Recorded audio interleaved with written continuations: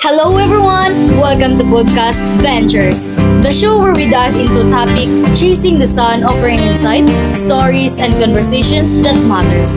I am Anders Meridica as Celine. I am Rich Ligasoron as Jay.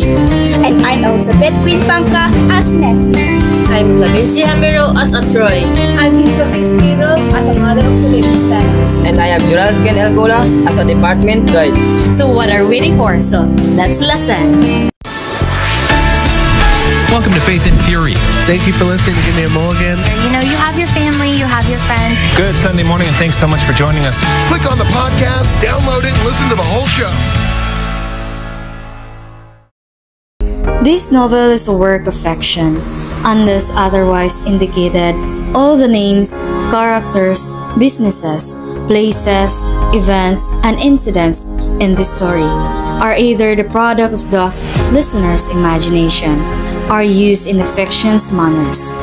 Any resemblance to actual persons living or dead or actual event is purely coincidental. I stood there watching him bite his lower lips and stare blankly at his notebook.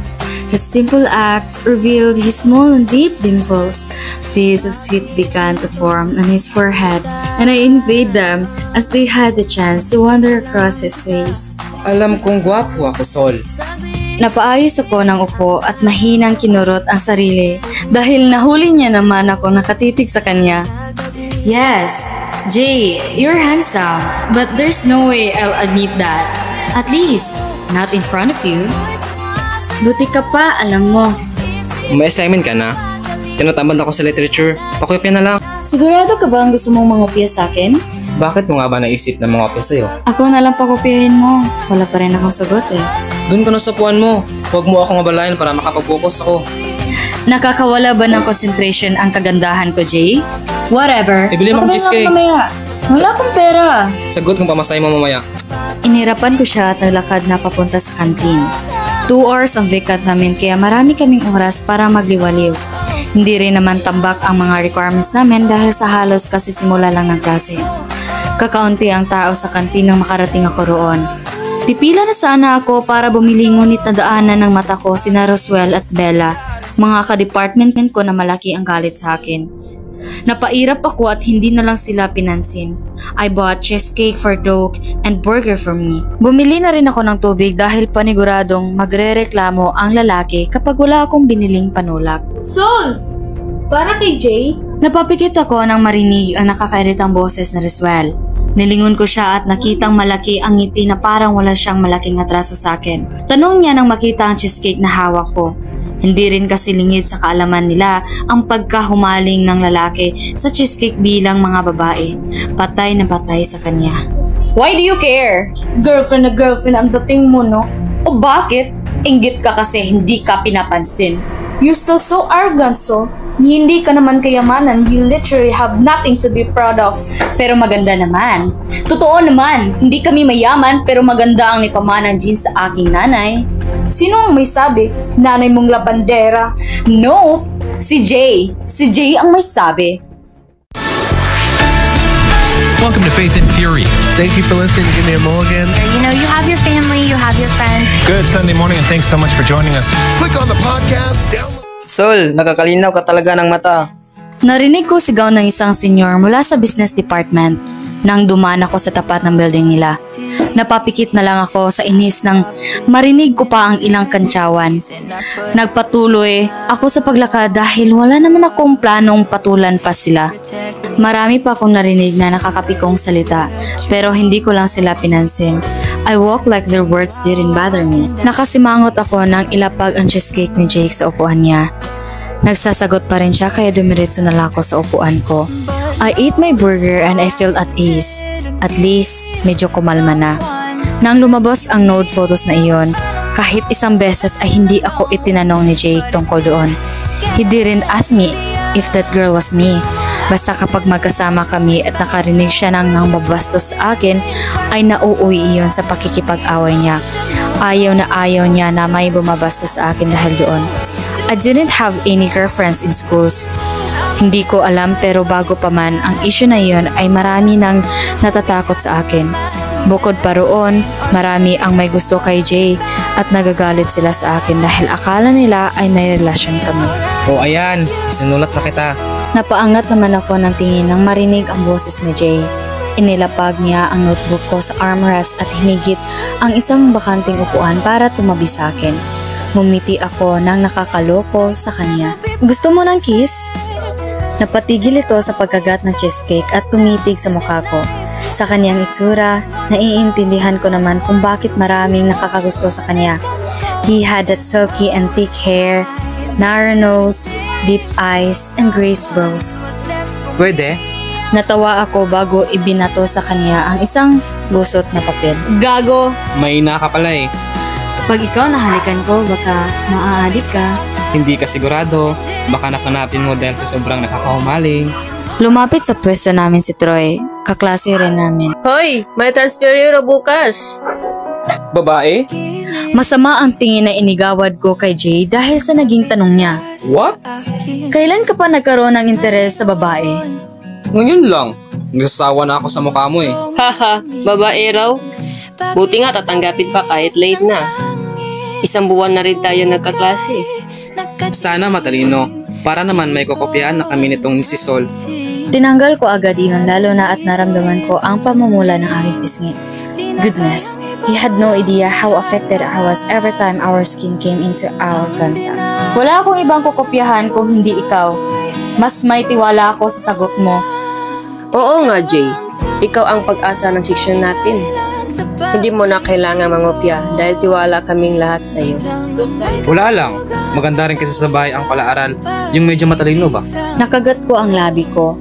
Alam ko namang hindi nila ako pinariringgan pero pakiramdam ko lang ay napakalayo ko sa pagiging ideal.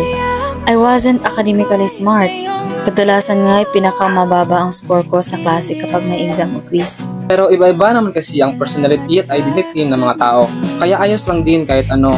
Bonus points lang ang pagiging matalino. Nakinig lang ako sa kanila hanggang sa lumating ang professor namin sa literature. Ipinapasa niya sa amin ang assignment at pinagbasa ng tula. Buti nga at hindi nagkaroon ng quiz dahil wala ako sa wisyong magsagot noon. Mahilig pala si Jay sa matalino. Mukhang kailangan ko talagang mag-aral ng maayos. Maybe I should start reading and reviewing our previous lessons. Bakit tahimik ka? Tanong sa akin ni Jay nang makasakay kami sa tricycle matapos ang klase. Pagod lang. Sagot ko sa kanya. Tumango siya sa akin bago kunin ang 3 librong nakapatong sa hita ko. Napatingin ako sa kanya pero abala siya sa paglalagay ng libro sa hita niya. He straightened his back. Lumingon siya sa akin kaya nagtama ang mga mata namin. Hinawakan niya ang likod ng ulo ko at ipinatong sa iyong balikat niya. You should rest. Natatakot man akong marinig niya ang mabilis na tibok ng puso ko. Ipinikit ko ang mga mata ko at dinama ang yakap ng braso niya sa akin. My nose was welcomed by his manly scent. Kaya rin siguro na pagkamalan kaming magkasintahan ay dahil sweet ang lalaki sa akin at hindi ako matare sa kanya. Pero syempre, magkakabata kami at sa ulo namin ang likaw ng bituka ng isa't isa. Kaya ganito kami magtratuhan. Isa pa, hindi ko talaga kayang masungit sa kanya. I know what you did earlier, Solene. Ginastos ka ba nung mga nasa business department? Jay, don't worry about them. They are not deserving of your time. Hindi siya sumagot kahit nang makababa kami sa tricycle. Bigla ay gusto kong hilingin na sana ay mahaba ang biyahe namin para matagal akong makahilig sa kanya. Nay! Sigaw ko nang makitang bukas ang ilaw pero wala sa sala si nanay. Nasa likod ako, Sol. Pinuntahan ko siya at nakitang isang tambak ang labada niya. 6:00 na ng gabi ngunit hindi pa siya tapos magsabon. Walang imik akong nagpalit ng pambahay at umupo sa tapat niya para tulungan siyang maglaba. Huwag ka nang tumulong. Gawin mo ang dapat mong gawin at patapos na rin ako rito. Kagaling mo lang pati sa sapatos, baka mapasma ka. Nginusuan ko siya. Anong patapos? Ayan nga at hindi ka pa nangangalahati sa pagsasabon. Wala ka bang assignment? Itinali ko ang nakalaylay na buhok. Meron nay, pero huwag mo nang abalahin yon dahil mangungopia na lang ako kay Jay bukas. Narinig ko ang pagtawa niya. Wala na siyang nagawa nung umpisahan ko ang pagtulong sa kanya. Halos 3 oras bago kami natapos sa paglalaba. Hindi naman ako makapagreklamong masakit ang likod ko dahil alam kong mas masakit ang likod ni nanay. Malapit na itong mag-senior pero hanggang ngayon ay nagtatrabaho pa rin siya para sa akin. Naku, hindi pa pala ako nakakapagluto. Ha. Kinuha ko ang aking cellphone at tinignan ko online si Jay. Nakita ko namang online siya kaya nag-chat ako. Pahinging ulam at kanin. Hihi, thanks mo. Wala pang ilang minuto ay narinig ko itong kumakatok sa pintuan ng aming bahay. May ulam na tayo, Nay! Kinabukasan, pumasok si Ma'am Alex sa room namin, kasama ang mahinhin at mukhang mabait na babae. Her short hair was pitch black and she was little wider than me. Mukha siyang half Japanese sa kaniyang features. Ibang-iba sa aking mukhang Latina kahit na totoo ay half American ako. Introduce yourself. Huminga ng malalim ang babae at doon ko nakita ang itim na itim niyang mata. She looked like a doll. My name is Mitzi Tanaka. I come from Nihon University in Japan, and I'm transferred here because of my family's business. Even her voice sounded angelic. Hindi na ako magugulat kung maraming makagusto sa kanya. Mukha siyang mahinin at mahiyain. You can sit beside Mr. Sanders.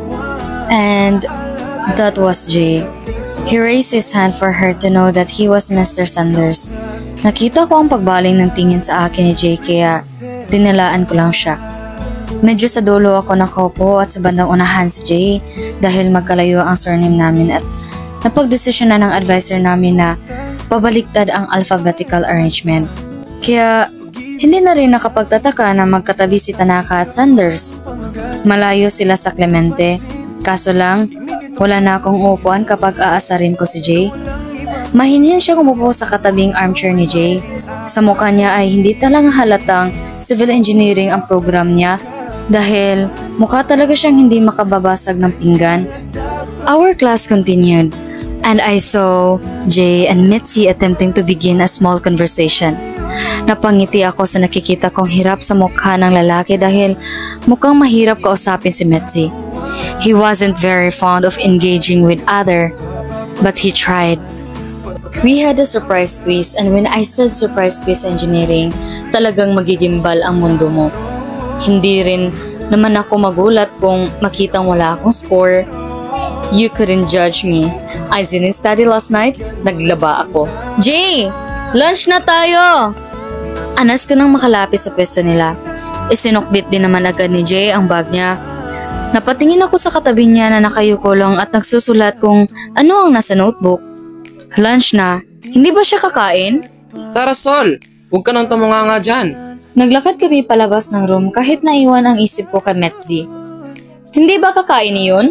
Ikaw ang katabi. Nagkukwentuhan na nga kayo kanina. Hindi mo pa niyaya. Nakakaawa naman. Dapat itinanong mo, kailan ka pa nagkaroon ng pakialam sa iba Sol? Gusto ko lang ng kaibigan ng babae.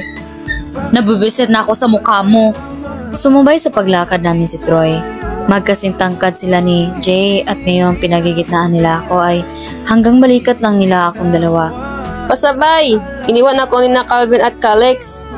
Ayaw ba ng baby soloy namin na sumabay ako? Gusto mo bang masolo si Jay? Huwag mo nga inaawayan. Kita mong wala yung score sa differential. Agad kong sinapak ang tiyan ni Jay, lalo at narinig ko ang nang-asar ng tawa ni Troy. Ang kapal ng mukha mong tumawa, Troy! Ilan ka, ha? Itlog din.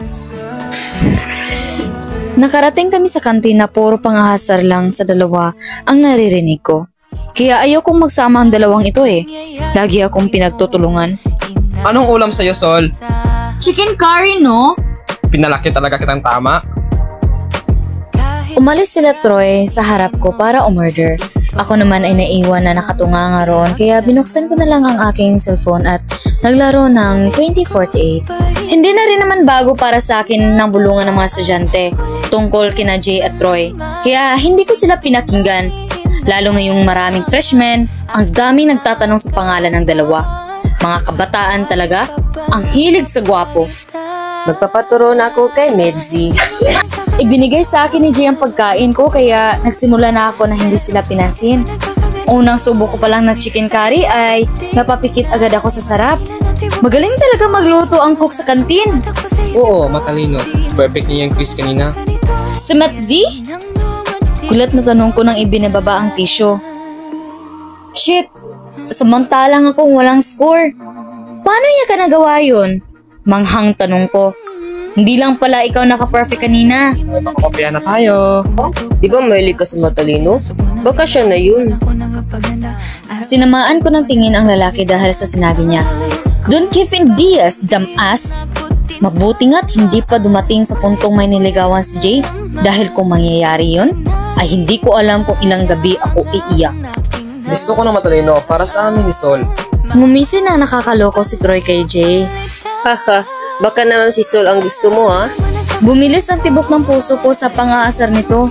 Hindi ko na malayan na hinihintay ko na pala ang sagot ni Jay at tumigil na rin ako sa pagkain. Natatawang binaton niya si Troy ng tissue. Tanga, kapatid ko na halos iyan. The remark struck me straight in the face. Nagpatuloy sila sa pagkain na hindi napapansin ang pagtigil ko. Alam kong ganun na lang ang tingin sa akin ni Jay pero ngayong sinabi niya ng diretso, pakiramdam ko ay nahulog ang puso ko. Bumalik kami sa room na ganun ang lagay ko. Nakikipagtawanan at biruan ako sa kanila pero ang utak at puso ko ay nasa sinabi niya kanina. Mitzi, kumain ka na ba? I'm good. Tumigil ako sa tapat nila at napansin nilang dalawa yon. Napatingin sa akin ni Metzi at muli akong namangha sa inosente niyang ganda. Kumpara sa akin na mukhang mataray, ang mata niya ay para laging nagmamakaawa. My name is Sol. I introduced myself before extending my arms. Nakita ko ang pagngisi ni Jay. Marahil sa isip niya ay gusto kong makipagkilala dahil gusto kong kopyahan ng babae. Napaka-impacto talaga. She smiled a little. Yeah, ikunikwento ka ni Jay sa akin. When I heard Jay chuckled, I instantly locked my gaze on him. Ano kayang pinagsasabi ng lalaking ito?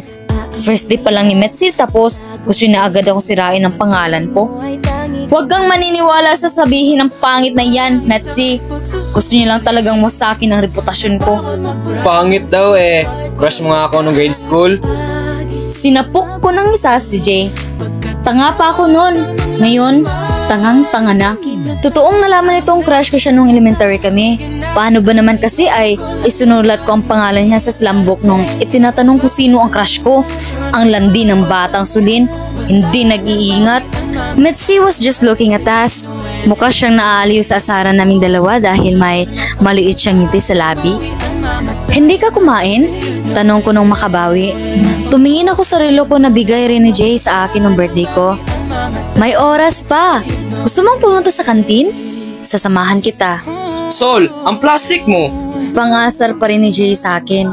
But I was sincere. Alauna ang lunch break namin at kanina pang alas 8 nagsimula ang klase. Hindi nagbigay ng break ang susunod naming professor at kung titiisin niya ang gutom niya ay baka matumba siya dyan.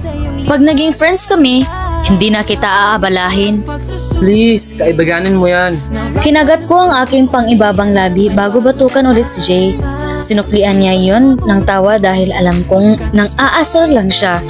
Kumain na ako, Sol. Salamat sa concern mo. Anong kinain mo? Cheesecake. She simply answered.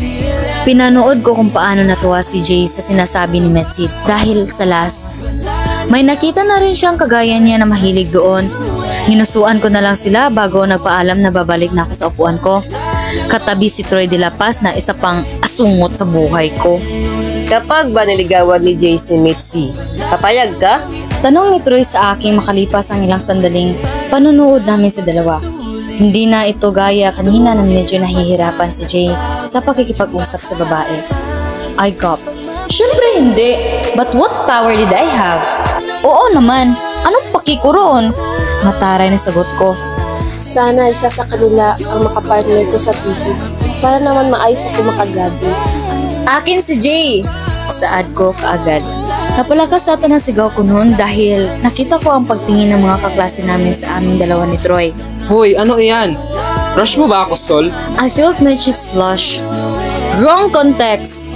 Akin si Jay sa thesis making. Nakatikim naman ako ng gawa mo, Solin. Parang hindi naman ako na in love. Bastos na sabat ni Jake. Kaya binawi ko ang kamay ko sa kanya at hinampas ang braso niya. Hindi effective sa'yo dahil manhid kang hayop ka. Baka effective sa akin, Sol. Ako na lang igawa mo. Tumango ako. Oo, sige. Kapag nakapagdesisyon ako, hindi ka makakatikim ng luto ko, Jay. Kay Troy ko lang ibibigay lahat. Anong kapalit nun? Bulong ni Troy sa akin. Hindi yun dinig ni Jay kaya nakakunot lang ang noon niya sa amin habang nagbubulungan kami. Umayos na po si Troy at kinindatan ako. Count on me, Chef. Nay, sumali ako sa Bird and Pasture Club. Baka maging medyo busy ako. Required kasi. Sumbong ko agad kay nanay. After a week, napagdesisyonan ko na rin sumali dahil halos lahat ng kaklase ko ay may club na. Kahit si Metsi ay maayos na kapasok sa music club. Hindi ko alam kung nagpe-play ba siya ng instrument o kumakanta. Hindi pa naman kasi kami sobrang close. In fact, joining the club piqued my interest. Baking was my ultimate passion. Hindi ko gustong alamin kung kailan nagsimula ang pagkahilig ko rito, pero sigurado akong hindi ko aalisin ito sa sistema ko. Ayos lang anak, basta ay huwag ka masyadong magpagabi, lalo kung hindi mo kasama si Jai. Nilagyan ko ng kamatis at okra ang pinggan niya bago nasalita. Papayag ka ba kung magpa-part-timer ako, Nay? Iisa ka na nga anak ko, haayaan ko pa? Kaya kitang buhayin, Sol. Ang sweet mo naman. Baka naman ay may pera ka dyan. Pambobola ko. Natatawang hinampas niya ang balikat ko. Marami akong labada ngayon. Kung wala kang gagawin ay tulungan mo.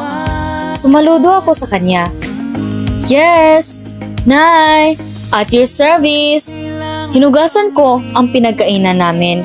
Sabado ngayon at wala naman kaming pasok kapag weekends kaya nakakatulong ako kay nanay sa trabaho niya. Kapag ganitong araw, marami kaming kinukuhang labada dahil dalawa naman kaming nagtutulungan. I saw how she suffered. Kahit kasi mag-isa lang ako, anak niya ay hikahos kami sa buhay lalo pa noong sinanla ng magaling kong ama ang bahay na tinitirahan namin bago ito umalis. Isang dekada ang lumipas bago tuluyang makabawi ito ni nanay. Kaya kahit maldita ako, pagdating kay nanay, napakalambot ko. As much as possible, ayokong makitang pagod siya at nahihirapan. Kung pwede lang patigilan ko na lang siya ng magtrabaho para makapagpahinga ay gagawin ko. My documents were transferred under her name kaya Clemente ang ginagamit kong apelyido at hindi Scalzi. Isa pa ay ayoko rin namang gamitin iyon dahil masama ang loob ko sa ama ko kung walang naidudulot na maganda sa buhay naming mag-ina. Ano ang gusto mong regalo sa birthday mo? Tanong ko habang nakakusot ng medyas. Ito ang banding naming dalawa. Simpleng kwentuhan lang habang naglalaba. Sabi ko nga ay ibibili ko siya ng washing machine dahil may scholarship naman akong natatanggap. Tumanggi siya dahil gasto pa raw iyon sa kuryente. Umarte itong nag-iisip. Gusto kong ligawan ka ni Jay. Sinabuyan ko ito ng kaunting sabon kaya napahagik-hik siya. Nay, kaibigan ko lang iyon. Sus, ako pa talagang lulupuhin mo, Sulil. Kilalang kilala kita. Nginisian ko siya at pinagpatuloy ang pagkukusot. Mag-date na lang tayo ha. Pagkatapos naman ngayon ng midterm namin, for sure dumating ng scholarship ko. Ibibili kita ng napakaraming damit. Wag ng damit. Di ko naman magagamit ang mga iyon. Ano na lang? Sabon. Diyos ko, Nay! Pero sige, ibibili kita ng maraming sabon tapos kakain tayo sa Shakey kasi favorite mo ang pizza ron, di ba? Okay ba? Nakita ko ang paglaki ng ngiti niya. For sure, maya-maya lang ay iiyak na naman ito dahil natatouch. May pagka-emosyonal kasi ito si nanay. Kaunting paglalambing lang ay iiyak na. Dapat gamitin mo sa pag-aaral mo yung scholarship mo. O hindi kaya ay bumili ka ng bagong black shoes. Nakanganga na yung sapatos mo. Kaya pa naman ang rugby yun. Sa graduation na ako bibili. Hindi naman kailangan. Nakarinig kami ng katok mula sa pinto kaya naghugas ako ng kamay para tignan ko sino yun. Sumilip ako sa bintana at agad na paayos ang buhok nang nakita ko roon si Jay. Shucks! Ang hagad ko yata. Bulong sa sarili ko. Wala akong nagawa dahil hindi ko naman siyang pwedeng paghintayin. Binuksan ko ang pinto namin at bumugad sa akin ang fresh na J. Lawrence Sanders. Ano ang kailangan mo? Pangit. Pambungad ko para hindi mahalata ang kagustuhan kong tumitik sa mukha niya. Nakita kong namula siya bago nag-iwas ng tingin. Ano? Ang arte nito? May konting salasalo mamaya sa bahay. Pumunta ra kayo, sabi ni Mama. Anong meron? Tanong ko bago higitin ang damit ko. Nakakahiya naman na nakita niya akong ganito. Na-promote si Papa sa Australia. Head engineer na siya sa construction company na pinagtatrabahuan niya. OMG! Ang yaman niya na lalo! Napatalon pa ako. Pupunta kami! Ang dami lang naming nilalaban pero mamayang hapon ay sasabihan ko si nanay. My entire being was filled with warmth. Being remembered was one of the most wonderful feelings in the world.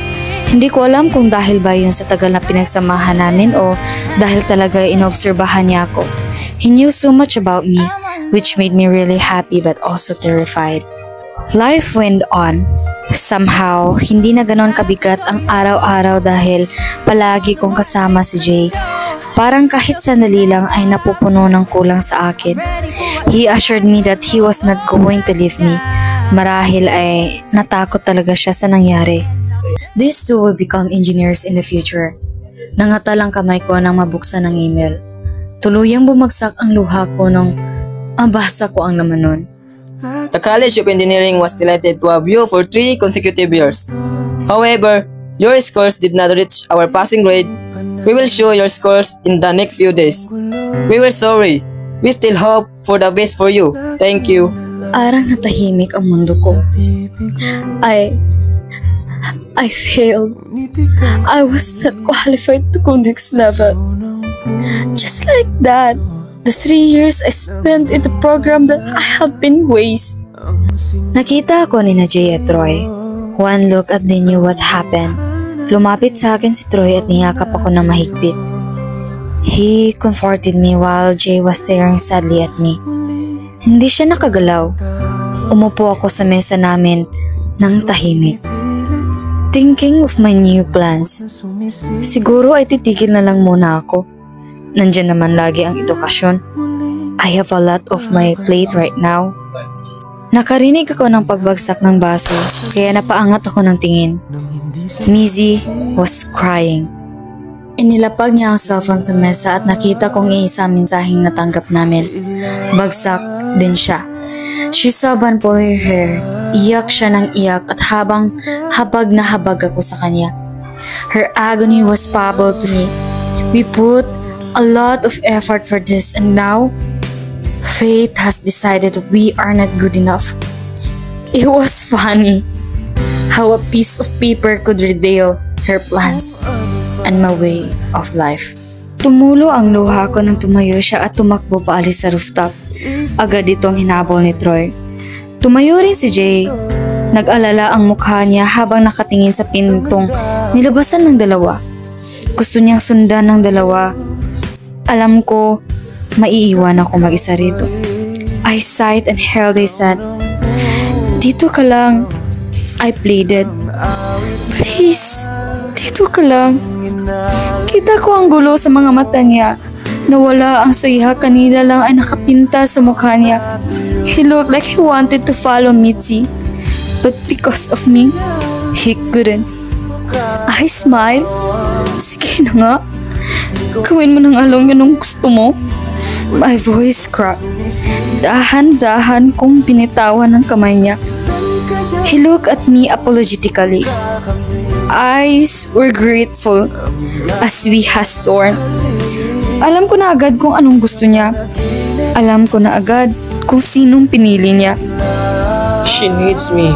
So, I'm sorry. Tumango lang ako. Hindi ako makikipagkompetensya sa kanya, Jay. I need you. I need you too. But I won't tell you to choose me. Mas hindi niya inasahan to. Doon ako nadurog. He apologized again before running away from me. Oo nga, mas hindi inaasahan ni Mitzi ito dahil kumpara sa akin, mas matalino siya. Kumpara sa akin, mas malungkot siya. Kumpara sa akin, mas kailangan niya si Jay. Jay really had this way to make me feel awful and not good enough. Umiyak ako ng mag-isa sa rooftop nila. No one was there to comfort me. Kahit ang nag-iisang taong inaasahan ko na yayakap sa akin ay tumakbo palayo. Siguro kung ako yung nabasta sa bar, ako ay yung nabugbog sa lalaki, kaya hindi sila mag-aalala. Siguro kung kasing hina ako ni Mitzi, may pagkakalma rin sa akin. May mananatili rin sa tabi ko. Pinahid ko ang luha sa mga mata ko. I was so tired of being my own savior. Umuwi ako sa bahay namin dahil hindi na sila nakabalik matapos ang ilang minuto. Walang bumalik para sa akin. Walang bumalik para yakapin ako. Sana ako na lang si Mitzi. Sana kaibigan na lang din ako ni Jay. Hindi girlfriend. Pumasok ako sa kwarto ni nanay at doon nag-iiyak. Ang hirap isipin lagi na ako ang mag-isa. Gusto kong magpinto kay nanay na hindi ako ayos. Gusto ko ulit maramdaman na may magsasabi sa akin na magiging maayos din ang lahat. I feel like I lost everything. Nawala si nanay. Nawala yung 3 taong pinaghihirapan ko. Dumula si Jay. Mula sa pagkakahawak ko. People, sasabihin nila nandyan sila palagi para sa'yo. But when you needed them most, wala sila. Hindi sila mahanap. They were all saying comforting words pero sa dulo, walang hawak sa kamay mo para samahan ka. And I couldn't blame anyone for it. Wala akong karapatang utusan sila na mag-alala para sa akin. I should be able to control myself. I should be able to stand on my own. I cried hard. Namabaga na ang mga mata ko pero umiiyak pa rin ako. Nakakasawa na lagi na lang akong ganito. I was disappointed with myself. Ipinagpilitan ko ang sarili ko sa engineering kahit alam kong hindi ko kaya. Iniisip ko kasing nandyan si Jay pero hindi ko naman pala siya pwedeng asahan lagi dahil laban ko to. Kinabukasan ay maaaga akong pumasok sa shop. Itinext ko lang si Jay na mauna na ako dahil marami akong dapat gawin kahit ang totoo ay gusto ko lang umiwas. I'm sorry. I didn't reply. Ipinagpatuloy ko na lang ang paggawa ng chocolate chip cookie. Binati ako ni Ate Sab at napansin niya ang pagmumula ng mata ko. I just said, I didn't sleep well. Dumating ang mga customers pero dahil marami na kami nagawa ay tumulong na lang ako sa labas ng pagsiserve. Ayokong magpahinga dahil mag-iisip lang ako. Napansin ko si Harvey na nakaupo sa mesa sa may bintana at nakatingin sa malayo. Ibinaba ko ang hawak na tray at umupo sa tapat niya. Ang lungkot mo yata. Tumingin siya sa akin at malungkot na napangiti. Araw-araw siyang nasa shop dahil siya ang pinagbabantay ni Ma'am Candy. Pero ngayon ay ibang-iba ang aura niya. Nag-quit si Mid sa banda. I sighed. Nalungkot para sa kanya. Sa lagay ng babae ngayon, sigurado akong gusto niya munang magpahinga. 1 oras na lang at matapos ang out ko. Nakita kong pumasok si Troy sa shop at hawak ang kamay ng isang babae. She was petite, her skin was fair, and her hair was simple. May pagkachinita at dahil nakangiti ay kita ko ang maliit at pantay-pantay niyang ngipin. She looked like a K-pop idol. Sol, babe, si Shane nga pala. Ngumiti ako ng malaki at nakipagkamay sa kanya.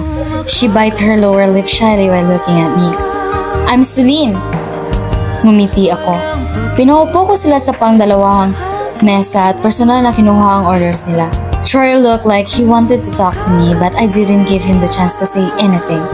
If he was going to apologize for what happened yesterday, hindi na yun kailangan. I was not anyone's responsibility.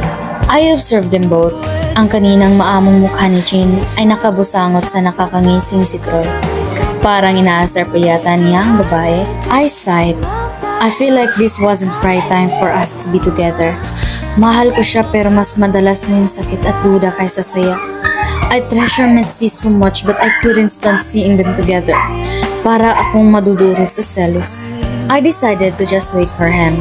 Naupo ako sa bahay namin habang nagre-research ng mga police station sa Maynila. Kung hindi ay baka pumunta na lang ako sa police station dito sa Isabela at itanong kung saan dinala si nanay. Habang nagre-research ay nagulat ako nang nag-text si Troy. A text from Troy. Mitzi is planning to take her life. Pumunta ka ngayon sa engineering building. Sinirado ko ang bahay. Hindi ko na pinansin ang pagkaibang pares na tsinelas ko dahil sa pag-aalala. Habang papunta ay nangangatal ako sa takot. Mitzi, please, hold on. Ang bilis kong narating ang department namin. Maraming estudyante ang nakapalibot doon habang nakatingala. 6 na palapag ang building namin. Pero tanaw ko si Mitzi na nasa dulo at handang tumalon. Mitz! No! Sigaw ko kahit hindi niya ako rinig. I found that people were looking at me. I was a fucking mess. Hinawi ko sila at nagmamadaling umakyat sa taas. Sa pagmamadali ko ay takot ay mabilis kong naakyat ito. There, I saw Mitzi, Jay, and Troy. Hindi makalapit ang dalawang lalaki ka Mitz dahil umiiyak siya. Kaunting galaw na lang ay mahuhulog na talaga siya. Maraming estudyante ang naroon. Pero pinapanood lang nila kung paano pigilan nina Jay at Troy si Mitz. Nasaan ang mga teachers? Sigaw ko dahil sa galit. They should be here! Ni hindi ko napansin na si Roswell ang napagtanungan ko. I don't know! Hindi pa ako kita ni na Mitzi, Jay at Troy dahil hindi daw ako magawang lumapit. I couldn't stand this. Mitz, please, mag-usap tayo. Halika na. Shut up, Jay. I don't need you. I don't need any of you. Troy didn't know what to do. He's approaching her, but she's just so dismissive. Nakakatakot na baka kapag nagalit ito ay tuluyan siyang tumalon. Kayong lahat, huwag niyo akong pigilan. A tear fell from her eyes. Hindi na ako magiging maayos. Pagod na ako maging disappointment ni Daddy. I failed the battery exam. Nakarinig ako ng singhap mula sa paligid. And you know what he did? He fucking destroyed me. He said I'm disgrace of our family. Ipapatanggal niya sa family register ang pangalan ko. Tumulo ang luha ko sa sinasabi niya. She had a cruel father, and I didn't know that. He keep on telling me na hindi niya ako anak. Hindi niya ako tunay na anak dahil produkto ako ng rape. He isn't my biological father because I'm the daughter of the rapist. Mitzi, please. Come on, Mitz. Stop acting like you care for me, Jay. Kay Sulin ka lang may pakialam. Napako ako sa kinatatayuan ko nang marinig ang pangalan ko. I care for you, Mitzi. Alam mo yan. But you love her. Hindi naman kita gusto pero palagi kang nandyan para sa akin. Hindi ko maiwasan mahalin ka. Dahil lagi mo akong pinipili kumpara sa kanya. Nahuhulog na ako para sa'yo. Habang naririnig ko ang singhap ng mga tao, ay tumulo ang luha ko. No, Mitz. Please, don't do this. Alam mo ba, nung binubuli ako, nakita niya ako pero hindi niya ako tinulungan. Tumubo ang hiya at guilt sa puso ko. She saw me. Tapos aarte siya na magkaibigan kami. Now tell me, Jay, do you love her? Do you love Soul? Tuloy-tuloy ang pag-agos ng luha sa mga mata niya. Mitz, huwag kang ganyan. Huwag mo pagsasalitaan ng ganyan si Soul. Sigaw ni Troy, pero hinawakan lang siya ni Jay. No, Mitz. I don't love her. Nakatingin na sa akin ang mga estudyante. Umiiyak lang ako habang pinapanood sila. He was just telling me that to pursue her, right? Sinasabi niya lang yan para pakalmahin siya. Hindi ba? Sinungaling. You two are together. Kita ko uli ang pag-iling niya. Bawat galaw ng ulo niya ay nadudurog ako. He was denying us for her again. Is she better than me? Mitzi, what's wrong with you? Muli siyang pinatigil ni Jay sa pagsasalita. I was just there, watching all of them. Iyong mga kasama ko kagabi, iyong mga nakatawanan ko sa room at sa kantin. You're the best, Mitzi. Walang papantay sa'yo. I cried harder. Walang makalapit sa akin kahit na alam kong gusto nila akong aluin. Nanatili ang determinadong mukha ni Mitzi. She was looking intently at Jay. Am I better? Nahihirapang tumango ang lalaki. Oo, Mitz. Kahit kanino, you're always better. Kahit kay Soul? I cried even more. I knew I didn't want to hear this. Oo naman. Kahit kay Sol. Tangina mo, Jay. Pre, anong ginagawa mo? Umiyak lang ako ng umiyak. Of course, she was better. She was smarter. She was prettier. Halika na, Mitzi. Sino mas mahal mo sa amin ni Soul? Sino mas importante para sa'yo? Sino mas gusto mo makasama? Sunod-sunod na tanong niya. Hindi ko makita ang mukha ni Jay kaya hindi ko alam kung anong reaksyon niya. Ikaw lahat. My knees give up. Natulala lang ako sa kawalan. Hindi alintana ang mga nakatingin sa akin. I could feel my heart slowly tearing apart. Sinasabi mo lang yan para pigilan ako. No! Kung totoong mas gusto ko sa Celine, sana noon pa lang, bago ko dumating ay naligawan ko na siya. She is good as you. She's nothing compared to you, Mitz. Jay, tama na. Durog na ako. Dahan-dahan akong tumayo at mabagal na lumapit sa kanila. Ramdam ko ang tingin ng mga tao. Okay ka na ba, Mitz? Did you get the validation you needed? Nagulat si Jay sa paglapit ko. Kita ko ang panlalaki ng mga mata niya dahil alam niyang dinig ko na lahat sinabi niya. Bigla niyang tinalikuran si Metzi at nilapitan ako. He tried reaching for my hand, but I shoved him away. Nanatili ang mga mata ko kay Metzi. Para siyang nabuhusan ng malamig na tubig. Parang natauhan. Putang ina! Umpisa pa lang na alam mong nararamdaman ko para kay Jay. Troy held my waist, but I didn't care. Oo! Hindi kita ipinagtanggol dahil putang ina! Nasaktan ako! May picture kayo ni Jay na naghahalikan pero hindi ka man lang nagpaliwanag. Naiiyak na tawag ni Metzi sa akin, ngunit itinulak ko lang siya. Nabasa ko ang labis na takot sa mga mata niya. Metzi, may narinig ka ba sa akin? Wala, di ba? She couldn't look at me. Nakayuko lang siya. Bahagyang bumaba sa railings. Ngunit wala na akong pakialam. My heart was breaking. Humarap ako kay Jay. May luha sa mga mata niya habang umiiling sa akin. Baby, no. Sinasabi ko lang yun. I laughed while tears were streaming down my face. Oo! Naiintindihan ko! In order to save her, you have fucking disrespecting me! He shook his head. Basang-basa ko ang halong-halong emosyon sa kanya. Takot, kaba, at pagsisisi. Putang ina, Jay!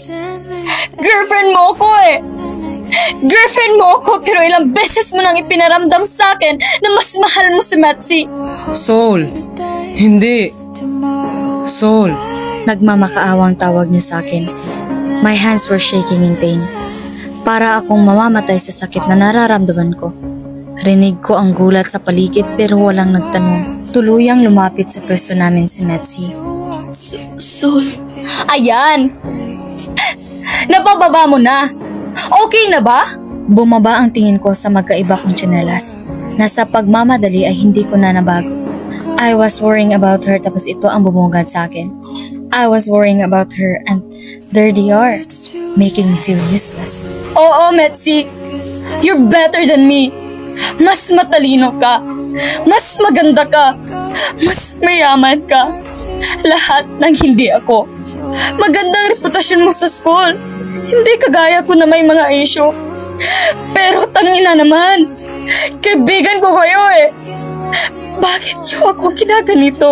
Bagsak din ako sa exam pero ikaw ang pinuntahan ni Jay. Nagmamakaawa kung huwag siya umalis sa tabi ko. Pero sinundan ka niya. Niyakap ako ni Jay pero dahil sa gigil ko ay malakas ko siyang itinulak. Galit ako. Galit na galit ako. I didn't need your hugs. I didn't need your comforting words. Ang galing mo! Para iligtas siya, kailangan mong lunurin ako. Iyak nang iyak si Jay.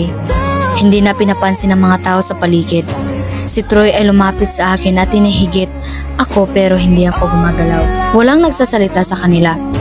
Tanging ang iyak naming tatlo ang maririnig sa buong rooftop. Ang mga tao sa paligid ay nanonood lang. I composed myself and looked into his eyes. Siya yung taong mahal na mahal ko simula nung nagkaisip ako. I aligned my dream for him. I took the program because of him. I was still holding on because I knew I had him. Siya ang lahat sa akin pero hindi ako magiging sapat sa kanya. Soul! Please! Maghiwalay na tayo. Kitang-kita ko kung paano nagdaan ang sakit sa mga mata niya. Sinubukan niyang hawakan ng mga kamay ko pero tumalikod na ako. I was drained. Gusto ko nang magpahinga. Sa buong relasyon namin ni Jay, lagi na lang siyang nariyan si Metzi.